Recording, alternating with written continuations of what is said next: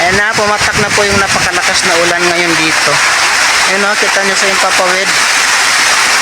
Maitim-itim yung himpapawid at napakalakas ng ulan ngayon. Napakalakas na nga bumabagsak na ulan ngayon dito. Ayan o, kung nagpansin nyo, baha-baha na kami. Pinapasok na po kami ng ulan. Ayan.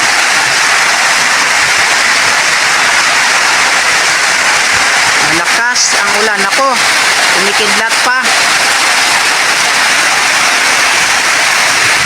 Malakas, kaya tumutulo na po yung aming mga, ayan, pumapasok yung malakas na hangin.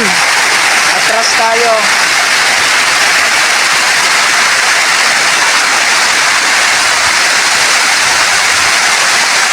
Ayan, malakas. Sa wakas, umulan din.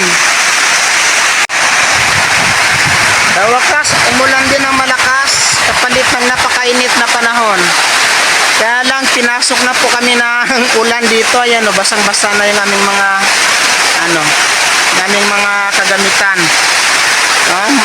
Galing sa laot yung malakas na ulan na ito. Galing laot.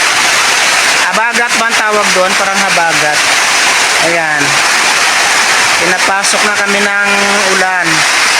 Binabaha na kami dito. Ayan o, nangingitim o. Ayan o, grabe kakapal ng ulan. Ayan. Grabe ang lakas ng ulan. Nakakatakot. Mabuti lang kamo at walang kulog. Wala ring kidlat. Pero kung mapapansin nyo yan o, grabe o. Kapal. Sa wakas, umulan na rin. Kahit papaano mapapawi na yung init na nararanasan natin sa panahon ngayon dahil sa La Nina.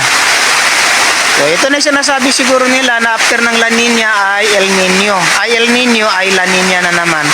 Huwag lang sana kaming bahain ulit dito sa bayan ng Brooks Point, no? Kasi mga nakaraan po ay binaha ang bayan ng Brooks Point.